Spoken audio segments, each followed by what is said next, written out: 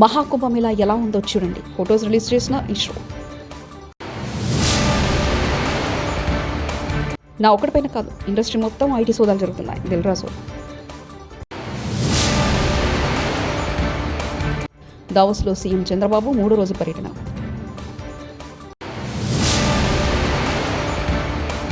ప్రతి ఇంటికి solar panel, మిగులు విద్యుత్లో లాభాలు. బాలకృష్ణ. మహాకుంభమేళకు భక్తులు పోటెత్తున్న సంగతి తెలిసిందే. ఉత్తరప్రదేశ్లోని ప్రయాగ్రాజ్లో 45 రోజుల పాటు సాగే ఈ మహాకుంభమేళాలో దాదాపు 40 కోట్ల మంది ప్రజలు పాల్గొంటారని అధికారులు అంచనా వేస్తున్నారు. త్రివేణి సంగమంలో స్నానాలు చేసేందుకు భక్తులు ప్రపంచం నలుమూల నుంచి పెద్ద ఎత్తున తరలివచ్చారు. హైదరాబాద్ నగరంలో పలువురు సినీ ప్రముఖుల ఇళ్లపై జరుగుతున్న ఆదాయ పన్ను శాఖ దాడులపై నిర్మాత Telangana film development corporation chairman, TGFDC chairman Dil Raju స్పందించారు. ఐటీ సోదాలు తన ఒక్కడిపైనే జరగడం లేదని అన్నారు. ఇండస్ట్రీ మొత్తం మీద ఐటీ సోదాలు కొనసాగుతున్నాయని చెప్పారు. బుధవారం ఇంటి నుంచి బయటకు వచ్చిన ఆయన మీడియాకు అభివాదం చేస్తూ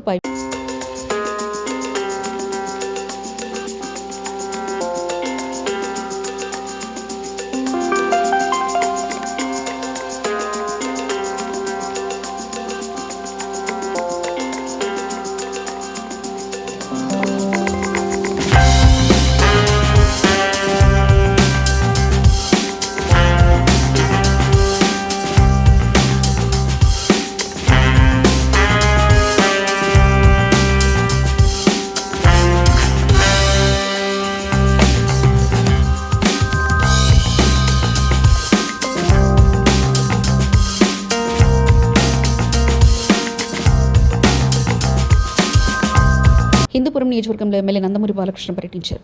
ఇందులో భాగంగా 3వ రోజు హిందూపురం రూరల్ గుల్లపురం గ్రామంలో 3.48 కోట్లతో నిర్మించిన విద్యుత్ సబ్స్టేషన్కు ఎమ్మెల్యే నందమూరి బాలకృష్ణ భూమి పూజ చేసి పనులు ప్రారంభించారు. అనంతరం ఆయన మీడియాతో మాట్లాడారు. హిందూపురం నియోజకవర్గంలో విద్యుత్ సమస్య లేకుండా ఉండడానికి తగినన్ని సబ్స్టేషన్లు ఏర్పాటు చేస్తున్నట్లు తెలిపారు. నివాస ప్రాంతాల ప్రజలతో పాటు రైతులు, పరిశ్రమలకు తగినంత విద్యుత్ సరఫరా చేయడానికి కృషి చేస్తున్నట్లు చెప్పారు. హిందూపురం నియోజకవర్గం అభివృద్ధి కోసం ఎప్పటికప్పుడు సీఎం చంద్రబాబు దృష్టికి తీసుకెళ్తున్నట్లు తెలిపారు.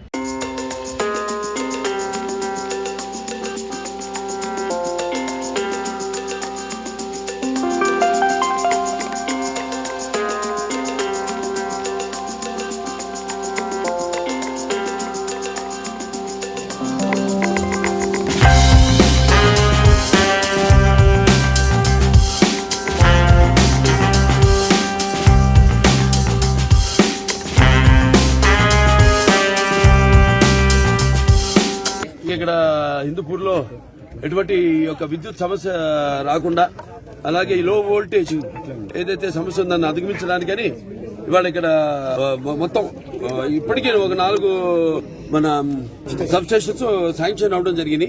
4 అంటే ముందు 27 సంవత్సరాలు ఒక సమస్య అన్నింటినీ కూడా దృష్టిలో పెట్టుకుని ఇవాళ ఇక్కడ భూమి పూజ చేయడం జరిగింది. గొల్లపురంలో ఈ యొక్క సబ్స్టేషన్ ఒక ఇది. అలాగే ముఖ్యంగా ఏంటంటే అలాగే కేంద్ర ప్రభుత్వం కూడా ఈ యొక్క ఏదైతే ఎవరైతే 200 యూనిట్లు వాడుకుంటున్నారో విద్యుత్ వినియోగదారులు ఎవరైతే ఉన్నారో వాళ్ళందరూ కూడా ఈ యొక్క సోలార్ ప్యానెల్స్ ఏదైతే ఉన్నాయో వాటిని కూడా ప్రతి ఇంటికి ఏర్పాటు చేయడం జరుగుతుంది. అంటే దానివల్ల ముఖ్యంగా ఏంటంటే మనకి ఏదైతే దీంట్లో ఉన్న లాభం ప్రభుత్వం మీకు 2.5 లక్షల రూపాయలు ఇస్తుంది. దాంట్లో తర్వాత ఒక 78,000 రూపాయల గరిష్ట సబ్సిడీ మీరు పొందవచ్చు. అలాగే ఏదైతే మీరు వాడుకుంటున్నారో అది వాడుకోగా మిగిలింది మీరు ఈ యొక్క నెట్ దీని ద్వారా తిరిగి ఎవరైతే సంస్థ ఉందో ఆ సంస్థకు మీరు తిరిగిచ్చి మీరు కూడా లాభం పొందొచ్చు. అందులో అంటే సుమారుగా ఒక ₹2.09 తిరిగి మీరు పొందొచ్చు ఒక్కొక్క దీని యూనిట్కి. సో ఇలా ఎన్నో కార్యక్రమాలతో ముందు ఇంకా ఎంతో అభివృద్ధి అంటే పరిశ్రమలు రావడానికి వీటికి, అలాగే ఇక్కడ ఎటువంటి షార్ట్ సర్క్యూట్లు ఇవన్నీ కూడా జరగకుండా వాటిని నియంత్రించడానికని ఇక్కడ సబ్స్టేషన్స్ ఇవే కాకుండా నేను చెప్పాను ఇక ముందు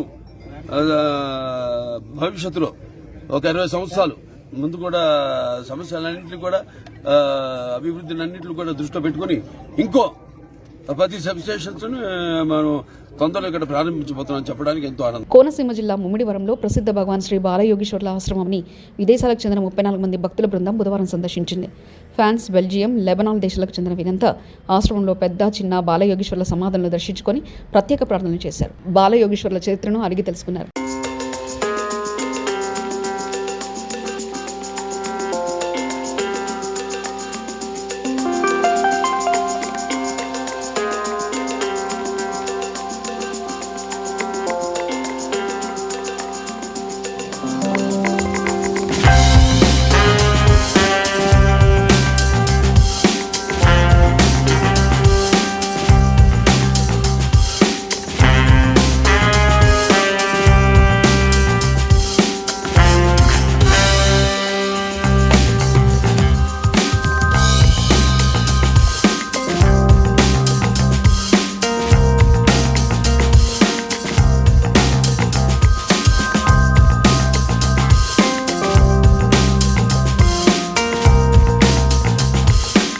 మంత్రి సీతక్కకు నిరసన సెగ తగిలింది. మేడ్చల్ జిల్లా ఫిర్జాదిగూడ కార్పొరేషన్లో మంత్రి సీతక్కకు నిరసన సెగ. డంపింగ్ యార్డ్ను తొలగించాలని డిమాండ్ చేస్తూ నినాదాలు చేసిన స్థానిక బీజేపీ నాయకులను అడ్డుకున్న పోలీసులు.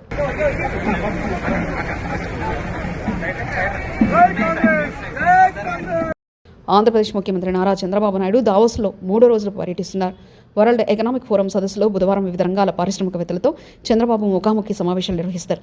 అలాగే Unilever, DP world group, petroleum, national బృహత్, గూగుల్ క్లౌడ్, పెప్సికో, ఆస్ట్రోజెనకా సంస్థల అధిపతులు, బిల్గేట్స్, వరల్డ్ ఎకనామిక్ ఫోరం ప్రతినిధులతో సీఎం చంద్రబాబు చర్చలు జరిపారు.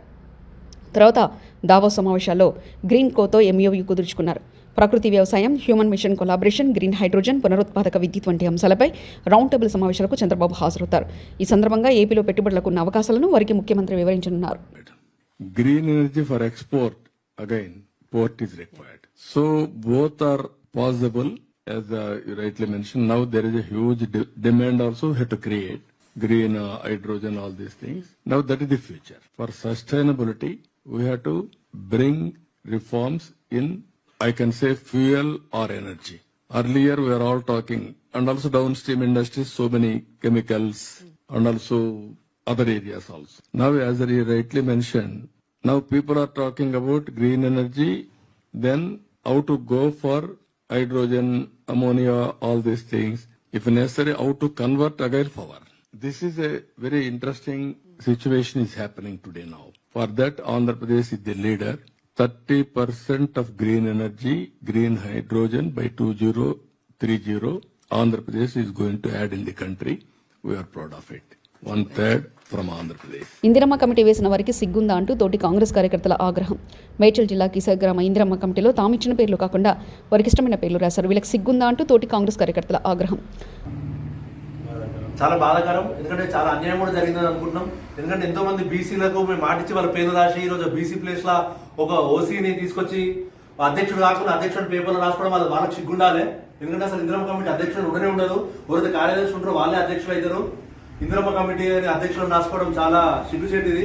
ఎందుకంటే ఇప్పుడు తెలిసిన వాళ్ళు మనమే ఇట్లా చేస్తే తెలుగులో ఇంకెట్లా అనుకుంటారు. ఇదంతా అన్యాయం. ఎందుకంటే మనం గ్రామ కమిటీ నుంచి తీర్మానం చేసింది, మన గ్రామ కమిటీ అధ్యక్షుడు అఫీషియల్ గా లెటర్ పెట్టి ఇచ్చిన పేర్లు రాకపోవడం చాలా అన్యాయం జరిగింది అనుకుంటాం. అదేవిధంగా ఇది ఇందిరమ్మ కమిటీ కాకుండా ఒక మేడ్చల్ మార్కెట్ కమిటీలో ఎవరికి డైరెక్టర్ చేయలేదు. కీసరకు ఎంతో చరిత్ర ఉంది, మన కీసరోకి ఎంతో చరిత్ర ఉంది. ఇన్ని రోజుల నుంచి దండాడుతుంది, ఇన్ని రోజులు చేస్తున్న కీసర ట్రస్ట్ బోర్డు మెంబర్లు ఏమంటే ఏనికి చాతనట్లేదు వాళ్ళకి. అన్ని వేరే వేరే చిన్న చిన్న గుళ్ళలో ట్రస్ట్ బోర్డు వేస్తున్నారు, కీసరకు మాత్రం ట్రస్ట్ బోర్డు వేస్తలేరు. అదేవిధంగా కీసర కింద అన్యాయం చేస్తున్నారు. కీసర ఓట్లు వేయలేదా, కీసర కాంగ్రెస్ పనిచేస్తలేరా అని నేను క్వశ్చన్ చేస్తున్నా. అదేవిధంగా ఇప్పుడు మాజీ దీనిపై గౌరవ ఇన్ఛార్జ్ గారికి సవినయంగా తెలియదు ఏమనగా, ఇందిరమ్మ కమిటీలో తీవ్ర అన్యాయం జరిగిందని మన కీసర గ్రామస్తులు వచ్చే మేమందరం తెలియజేస్తా ఉన్నాము. తమకు ఆల్రెడీ విన్నవించుకున్నాం. 1వ తారీఖు 11/11/2024 మీటింగ్ పెట్టేసి తీర్మానం పనికిరాదని 2వ తారీఖు మళ్ళీ చేసినాము. ఆ తీర్మానాన్ని కూడా మీరు కీసర గ్రామస్తులను పిలిచి ఫైనల్ చేస్తున్నారు. మా గ్రామ కమిటీ ఎవరికి కూడా ఇన్ఫర్మేషన్ ఇవ్వకుండా ఇలాంటి నిర్ణయాలు తీసుకోవడం వల్ల కొంచెం బాధాకరంగా వ్యక్తపరుస్తున్నాం. మాకు ఎలాంటి సముచిత స్థానం లేదు. కీసర గ్రామానికి, కీసర మండలంలో కానీ కీసర గ్రామానికి ఎలాంటి చర్యలు చేస్తున్నాం, చర్యలు చేపట్టబోతున్నాం అనేది ఎలాంటి ఇంటిమేషన్ లేకుండా స్వతంత్రంగా వారి నిర్ణయాలు వారే తీసుకోవడం వల్ల పార్టీ తీవ్రంగా నష్టపోతుందని ఇన్ఛార్జ్ గారికి తెలియజేస్తూ, ఇన్ఛార్జ్ గారు కూడా సమగ్రంగా దీన్ని లోతుగా పరిశీలించి కీసర గ్రామానికి న్యాయం చేయవలసిందిగా కోరుతున్నాము. గ్రామ కమిటీ తీర్మానాన్ని గౌరవిస్తూ గ్రామ కమిటీలో మీరు చెప్పినట్టుగా 20 మందికి పిలిచి మేము మీ మధ్యలో ఫైనల్ చేస్తామని చెప్పారు. కానీ ఎలాంటి సమాచారం లేకుండా దీన్ని ఇచ్చారు. సో మీకు అధికారం ఉండొచ్చు, కానీ అందరినీ సంప్రదించి చేస్తే బాగుండేదని మా యొక్క విజ్ఞప్తి చేస్తున్నామన్నా. మీరు ఒక్కరికి పక్షపాతిగా కాకుండా పార్టీకి పక్షపాతిగా ఉంటే బాగుంటుందని మా యొక్క సూచన. మీకు చెప్పేంత వాళ్ళం కాదు, కానీ మా అనుభవాలు మొత్తం చెప్తున్నాము. దాన్ని దృష్టిలో పెట్టుకొని ఇకపై కీసర గ్రామాన్ని మీ గుండెలో పెట్టుకుంటారో, కీసర గ్రామాన్ని మీ గుండె నుంచి తొలగిస్తారో మీకు వదిలేస్తూ కీసర గ్రామ కమిటీ తరఫున మీకు ధన్యవాదాలు. 6 గ్యారంటీల లబ్ధిదారుల ఎంపికలో అర్హులను అనర్హులుగా ఎంపిక చేయడంతో అధికారంలో నిలదీసిన గ్రామస్తులు. యాదాద్రి భువనగిరి జిల్లా అడ్డగూడూరు మండలం డీరేపాక గ్రామంలో 6 గ్యారంటీల లబ్ధిదారుల ఎంపికలో అర్హులను అనర్హులుగా ఎంపిక చేయడంతో అధికారులను నిలదీసిన గ్రామస్తులు. గ్రామసభలో అధికారులను నిలదీసిన ప్రజలు.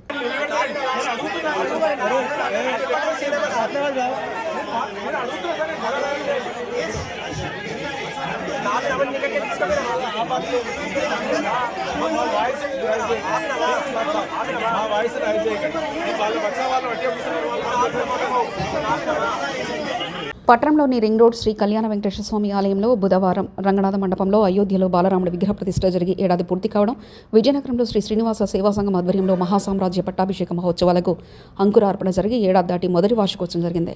ఈ సందర్భంగా జరిగిన సభా కార్యక్రమాన్ని సేవా సంఘం అధ్యక్షుడు పిల్లా విజయకుమార్, ఆధ్యాత్మిక ప్రవచకులు శ్రీమాన్ ఎస్టిపి రాధాకృష్ణ మతాచార్యులు జ్యోతి వెలిగించి ప్రారంభించారు. అనంతరం సేవా సంఘం అధ్యక్షుడు విజయకుమార్ విద్యార్థులను ఉద్దేశించి మాట్లాడుతూ పిల్లలు రామాయణంలోని అంశాల పట్ల అవగాహన పెంచుకొని సత్ప్రవర్తన కలిగి దేశ అభివృద్ధికి కృషి చేయాలని అన్నారు.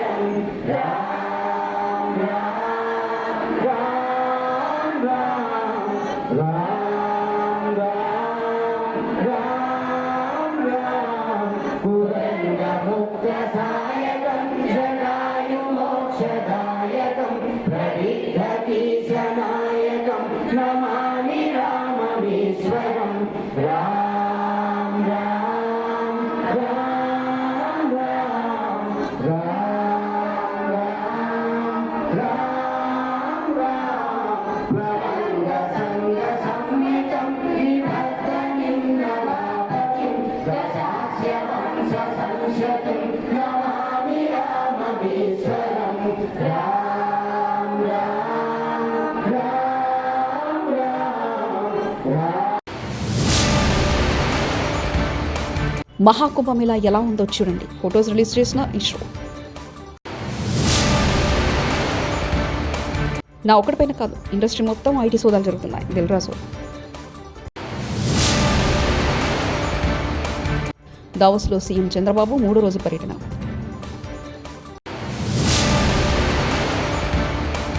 ప్రతి ఇంటికి సోలార్ ప్యానెల్, మిగులు విద్యుత్లో లాభాలు. బాలకృష్ణ.